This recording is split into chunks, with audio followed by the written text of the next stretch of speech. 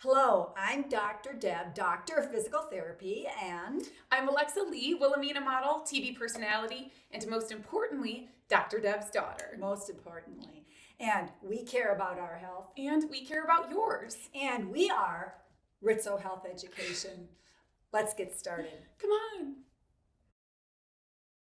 Hi, in this series of video, we're going to be talking about posture and how posture can be either the cause of your pain or can be making your pain worse. People often don't make that connection, Yeah. but posture is pretty important. So, Alexa, did you want to talk about? Yeah, I personally, I feel like I've had posture issues my whole life. I think they were given to me from my father, who walks hunched over, and my mom's always chirping on us to tell us to stand straighter.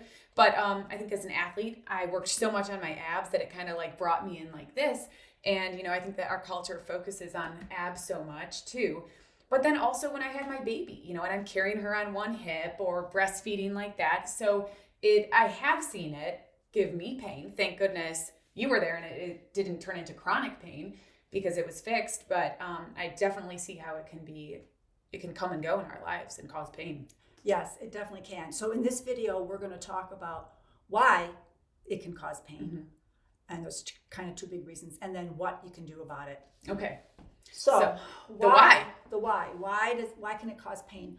Well, first of all, our bodies are held together, of course, by our muscles and our ligaments, but they also serve a function of pushing our blood around, pumping our blood along with the heart. So if we're stationary, that piece of getting that oxygen to our muscles and that making us feel better is missing. So that's number one. And then number two is that if we hang out with our bodies at the end of range, like what physical therapists talk about, like the end of range of our necks or of our pelvis or of our knees, that can cause stress and that can contribute to pain. So those are the two whys. Okay. So then people are probably wondering, what can we do about it? Right.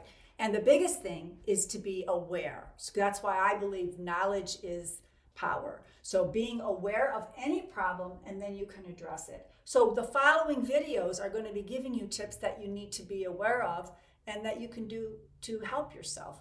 So that's the purpose of it. Also, when you are standing in good posture, if you dig down deep, you can actually feel a different connection to your inner self. Right.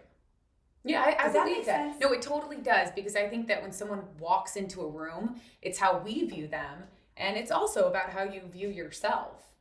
Right. So if I walked in like this, All slumped over, then I myself don't feel very confident. Right. And someone else might not think I, Yeah. exude confidence either. Yeah. So making that connection can be very helpful to be bringing awareness and doing body checks. Right.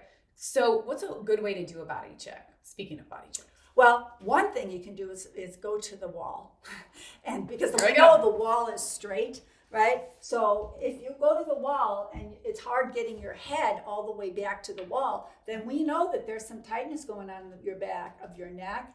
If you are having a huge arch in your back and really far away from the wall, we know we have some tightness going on in your pelvic area too. And you know what? So- It feels like a little bit of an exercise. It is an exercise, and we're going to be talking about that more, but you definitely can use the wall as your friend, and you can gauge on how successful you are being with your awareness. Okay.